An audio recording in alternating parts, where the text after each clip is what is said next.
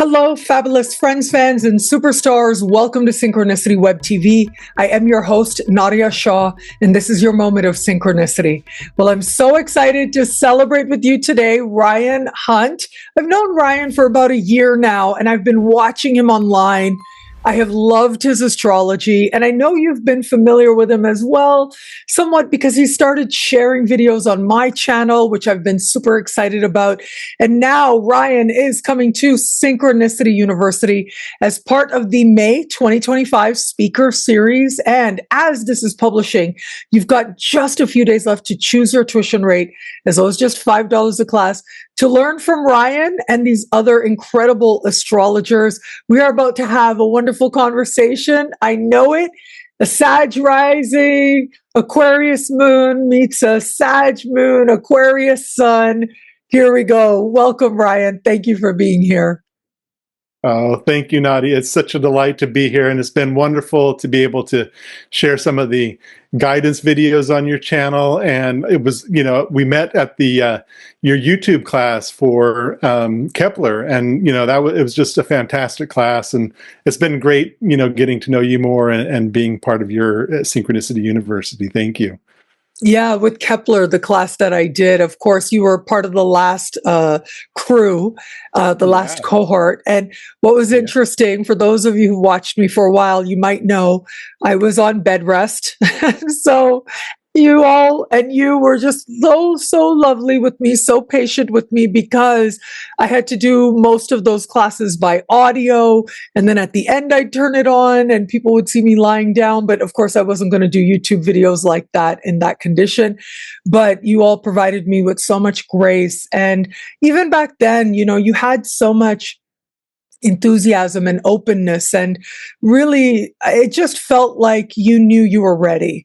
That's how it felt back then. And so to see you just take the things you learned and run with it and share it even more, it's just been so wonderful to see.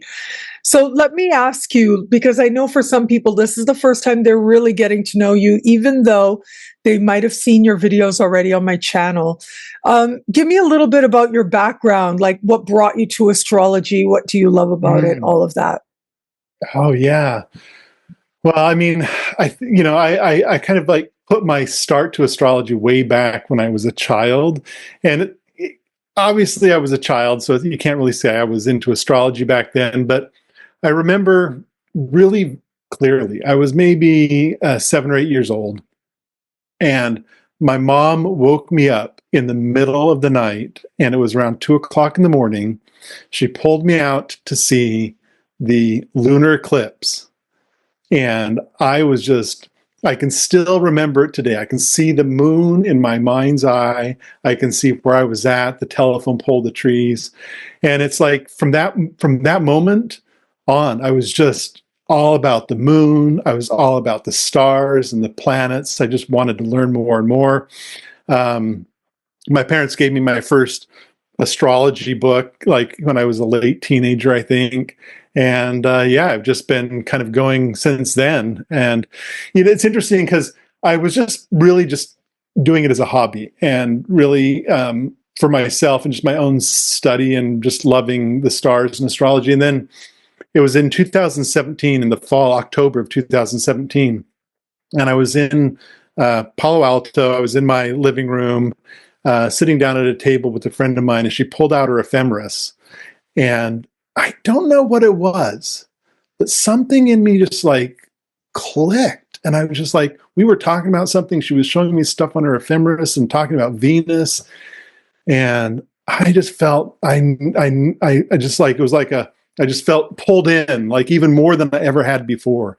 And since then, I've just been going like nonstop. It's been great. Yeah. Isn't it exciting how when you feel that call and you can honor that call, like you don't get in your own way, it is really powerful what happens. And I think it is about that alignment with what path we're supposed to be on. Right. Right. Yeah. For me, like when I started, from that moment, I started like digging into a few things, and I kind of attribute it to, that was not exactly the start of my Chiron return, but I was feeling like I was feeling this thing, and I kind of like attribute it to like a Chiron cycle, like the sage coming back and saying, "Hey, it's time to like shift gears a little bit." And I've been dealing with like a career in corporate America for, maybe it's time to shift a little bit and start preparing for a new direction. And everything was feeling right. Yeah. It was feeling right. There was like this juiciness to everything. The stars were saying, "Hey, come on, check us out." Yeah. Isn't that interesting? Because I was just thinking earlier today about how when I lived in downtown Toronto for about 10 years, my apartment and with the balcony was right across the street from this like big corporate building, a major corporation here in Toronto. So it was downtown. And every day I would see all these people going into work, and at lunch, all these people coming out. And at the end of the day, all these people coming out. And, I remember so often they would just look so on automatic. And I know that I think so much of life is just what you get used to, actually. So much of it is what you get used to. So if you're used to getting up every day, you have your routines, you grab your coffee, you go to work, no matter how you're feeling, and you do what you have to do. I guess you get used to it, but I remember like I was in university when I first started living there, and I thought to myself, no, and now, especially today, there's just no way I could do that. And so how did that work for you, being a spiritual person, but then being in this corporate environment? Oh yeah. So I definitely did not have any aspirations for anything corporate. Like, I mean, I dropped out of college and I went traveling around the world, and I kind of just like said, I'm gone. And I just like went country hopping. But eventually I got to the point that I'm like, well, if I keep going, I'm going to lose my university credits. So I decided I'm going to go back to university, finish my degree. Let's do it. And I got my degree in fine art.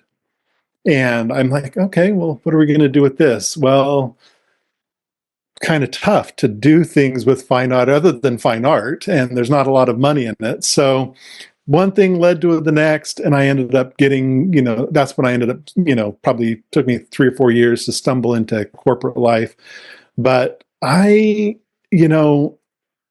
still kept that creative, artistic drive going, and I was always able to do more creative kinds of roles, and so that always worked well for me. I got jobs that I could travel a bit, which helped my Sag rising feel a little bit satiated. And eventually I got the opportunity to move to Hong Kong. I got relocated to Hong Kong, took my family, 3 kids, and moved to Hong Kong and lived out of the country for a while.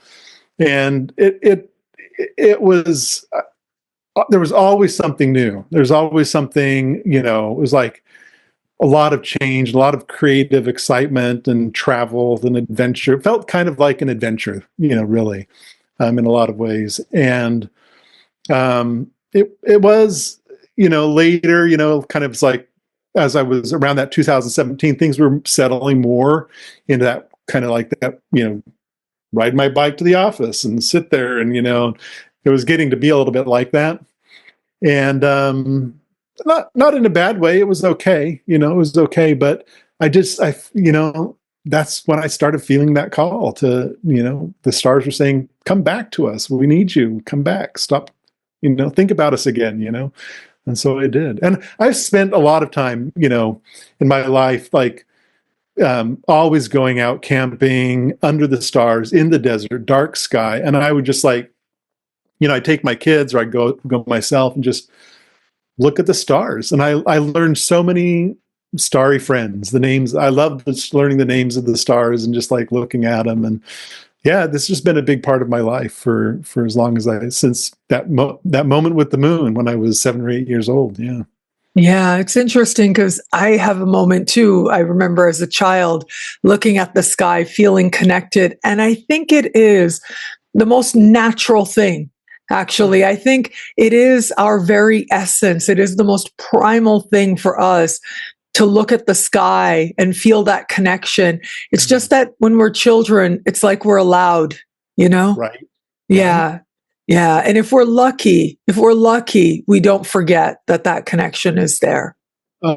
Oh, totally. I mean, it's amazing that, I think I encourage everybody to get the opportunity to go out and look at the skies. I know that there's a lot of people that live in, deep city that don't really get a chance to see the stars as much, but, every chance you can, they're so amazing. I remember one specific moment. I was in Tibet and I was on the top. I went up to the roof of the hotel I was staying at, and I just looked out at the sky, and it was, 16,000 feet, and like, it's amazing, just what the stars look like, and they're like alive. I mean, when you see them like that, it's like they're really feel like they're alive and speaking to you. It's wonderful. Yeah. Now, it's interesting you mentioned that, because I actually was about a year and a half ago, and a year and a half ago now, I went to the Bolivian salt flats. Okay. Like, this is one of my bucket list things. I know everybody's Sag energy, who has Sag energy. It comes out in different ways. For me, I had promised myself that I would go to 50 countries before I turned 50. And I remember saying that to my little cousins before the pandemic. And then during the pandemic, when so much of life changed, I remembered that. And then at the very start of this year, I got really sick. I was in Tokyo and I was just so sick. And I remember thinking, no, I still have to do my 50 countries. I got to get my 50 countries done, right? So it gave me enough strength to move from the sink where I'd been vomiting for God knows how long and get myself back into the bed and motivate myself. But I did my 50 countries actually just couple of months, 1 month ago now. Yeah, it's only been about a month. Yeah, thank you. Wonderful. My 50th country was Guatemala. But so it was actually in the fall of 2023 that I spent a month in Bolivia. And the big thing to see there is the salt flats, but it's also the highest altitude major city in the world, La Paz. And when I was out in the middle of the salt flats, now this is where some scenes from Star Wars were filmed, because it looks like another planet. And they call it a wonder of the world because they call it the mirror of the world. And I'm going to pull up some pictures here to show you. But I remember being out there, and I had never seen the sky that way. Me, born and raised in downtown Toronto, and me being such a big city girl, real Sag moon that I have. I love big cities. Yeah. And I'd never been in a place where the sky was just every star. Yeah. And I truly understood, I could see the whole sky moving. And I understood why the ancients and how the ancients were able to look at the sky and see TV. The way that we watch TV, they used to look at the sky, and it made so much sense because I could see those stories happening right in front of me. Yeah, it was really, really powerful thing to see. So so this is during the day. Let me see. I want to try to get that. Oh, wow. Yeah. So they call it the mirror of the world, espejo del mundo. And they have a night one. Here's the night one I wanted to show you. So there I am at night. Oh my God. Wow. I know. It was life-changing. It really was. There. So amazing. And you know what I think is that it is salt. It's one of the largest, if not the largest salt flat in the world. And salt has been used around the world as a purifier in ritual. Yes. And I remember getting there, and as soon as I got there and I got out of the Jeep and I took a breath in, I could feel something shift within me. Literally, I felt purified in some way. Oh, yeah. And it was a very powerful experience to be there. So much so that sometimes I crave it. I want to go back. Yeah. So much. But how fortunate for you that you have had those experiences of being in the wilderness, going camping, because I was never a camping kind of person, but maybe I should become a camping person unless I want to take a plane to Bolivia once or twice a year for the rest of my life, which maybe I would. But to know that that is possible, even closer, right? That there are so many spaces all over the world, really, where we could see the sky as TV. Did it look like that where you were, like television? It totally did. It's amazing to look at the stars, and like you'll see this one over here kind of like twinkling, kind of like purple, blues, and whites, and this one will be twinkling a little greens and yellows, and you're just like looking at them, and then you're like, it's like they're talking to you. The twinkling is just like, it's like there's a conversation going on. It's like it's subtle, right? So you have to kind of like settle into, it's the night. Right? This isn't the sun. It's not the day, it's the night. We settle into a quietness, right? And then that quietness comes over and everything just starts to come alive, and you'll start to hearing things. The crickets might sound a little bit, or whatever little critters out there, right? But then the skies just start talking to you. It's beautiful. Yeah, it is like TV. It's totally, when you like sit back and look at it, it's amazing. Yeah. Yeah. So Ryan, I know that you've studied so many different modalities, and so you're really familiar with different forms of divination and things. But of course, the sky has called you the way it's called me. And I know that your class is going to be on traditional astrology. So of all the different things you've studied and all the different ways in which you've, tapped into interpretation, what do you think it is about traditional astrology that has sort of called you towards it? Yeah. Well, it's an amazing thing by itself too. Like I studied, like I started when I was young. I didn't know what the hell I was doing. I'm like reading horoscopes and newspapers, and I'm like trying to deconstruct how are they figuring this out? Like I didn't have any courses or any teachers. I was like just trying to like reverse engineer what they were doing. And so I kind of like started, with that more modern, sun style astrology. And then I moved into evolutionary astrology. And I loved the evolutionary astrology. And but even with that, it's like, you're still kind of like, how many things do I have to memorize? Is there a system here? And then you kind of like, there is a system, but it's like, I still wasn't quite getting it. But then I hit traditional astrology, and it's like, there's like this just enormous system, but it's like very clear and articulate. And it's like, here's the signs, here's the houses, here's the significations of those, here's the decans and the joys and the 12 parts. Like it's like there's all these parts to it, and the triplicity rulers, and it's complicated. But if you take each piece by itself and just like rest with that piece and study that piece, it kind of like they start to sink in. And for me, it like really kind of like re-enriched my entire background, right? Having that system, because then I can look at, I do a lot of work in whole sign because that's how the traditional astrology is really done. But I can now go into quadrant system, I can Placidus, Porphyry, whatever, and I have a system that I have all these different ways of interacting that feel much more, just like it connects with me more because the system works, right? And so it's easier to extend that into other things. And so I think it's just a really great way. It's like just learning.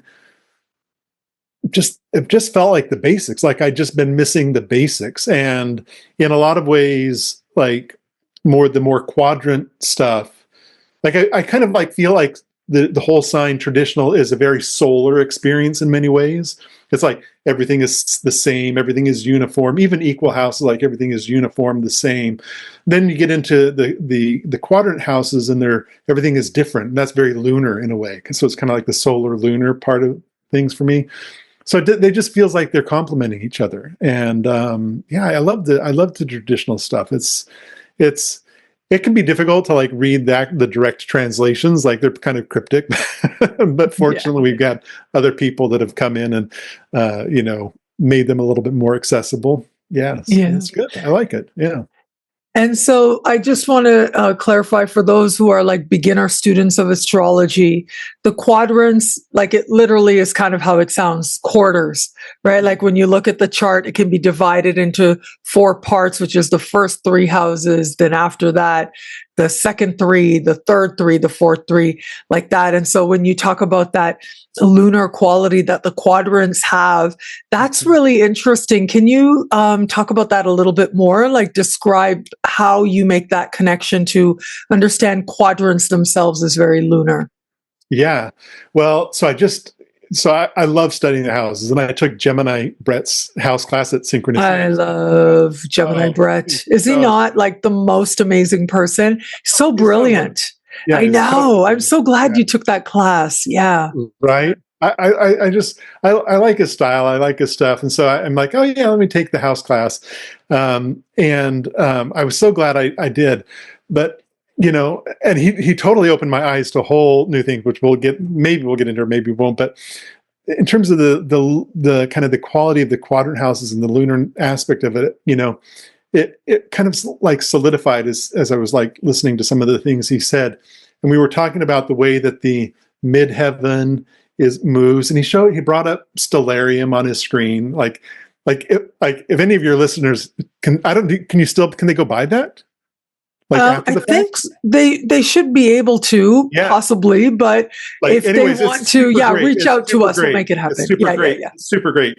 But anyways, so like there's this stellarium thing, and there's like he's got this stuff on the screen where like he's just showing you how stuff moves around, and I was like, it was like really clicking in a way that had never clicked before, and like just showing how the midheaven, the MC moves, and it's moving relative to the whole ecliptic plane.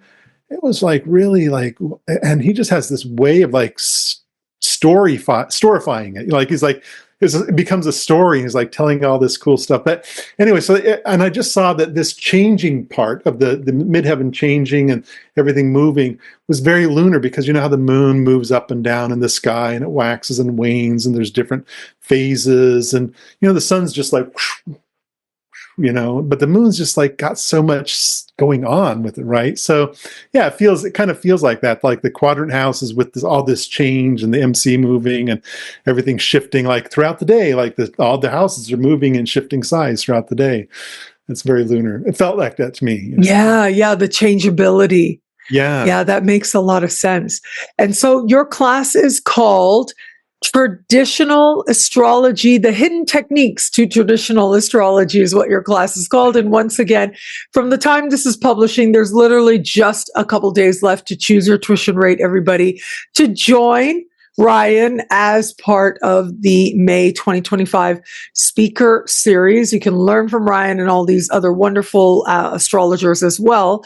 But okay, hidden techniques. Can you give us like one hidden technique? I'm very interested to know. Give me one hidden technique so I can see my chart in a new way or a little bit differently. Yeah, so we're going to focus on the planetary joys, the houses, the joy houses, where the planets rejoice. And like one day I was just looking at the planetary joys, and I was like realizing how intricate the system of the joys is. And like even more than anything that I've learned from teachers, I was just like seeing, look at the way that these aspects are created and the polarities are represented. And what do you learn from polarity by the way that planets are in polarity in the joys? And what do you learn about the trines and the sextiles? And like there's like all these you really learn so much about the aspects themselves and the configurations, the grand trine, the grand square, the yod. They're all represented in the joys that by whole sign, these different configurations. And when you look at when you say, okay, what is the archetype of the grand square? Right? Well, when you look at it through the lens of the planetary joys, you get all this rich information back out of it, so that when you see somebody with a grand square, even if it's not in those houses, you have a whole different set of knowledge about what the grand square means, what a yod means, right? Like it's just all this stuff is in there, and like just like all kinds of different astrology, like you just different layers and layers and layers, and the joys is just one more layer to look at these things to help give you information and archetypes. And yeah, like when you look at the way that the yod is formed in the planetary joys, it's like, how did I not think about the yod in that way? Because then you can see the different planets that are representing the archetypes for the different points of those configurations. So yeah, I mean, we're gonna dig into the joys overall. We're gonna dig into the houses and what it means to be rejoicing, and then we're gonna look at some of these different aspects and what they mean by the different planets coming out of them. Yeah. Yeah, isn't that interesting? Because I know like the planetary joys is basically like some planets like being in certain houses more than others. Yeah. And there is something very powerful to consider the placement of whatever traditional planet might be there and how it speaks in the chart. But that connection to the yod, I think that's really intriguing. Can you talk a little bit about, because the yod, let me just let people know, it's sometimes called the finger of God. It's basically like one sign off a quincunx. It's like two quincunxes pointed at one planet. And then those two planets are sextile. So some people call it the finger of God, right? It's called the yod and different things. But if somebody looked at their chart today and they said, oh, look, I've got a yod. How would you I know that it's kind of like, okay, you have to take the planets into consideration and what else those planets are doing. But if you had to give somebody like a few quick ideas as to what a yod could mean for them, what would you say? What would you share? Yeah, well, so first, I mean, I love that word, the finger of God. And I think, but it's also important to help people understand why it's called the finger of God. So before we talk about the planets, so the reason why it's called the finger of God is because I guess in Jewish tradition, I'm not Jewish, so I can't really speak from my own experience, but there was like they couldn't touch the scriptures with their finger. So they had like a pointer that was shaped like a finger that they would use to highlight the words. And so that's where and it's kind of like shaped like that. So that's where the word comes from. But yeah, so like in the planetary joys, the joy of Jupiter is the 11th house. And the joy of Mercury is the first house. They're in sextile. The joy of Mars is the 6th house. There's the quincunx right there.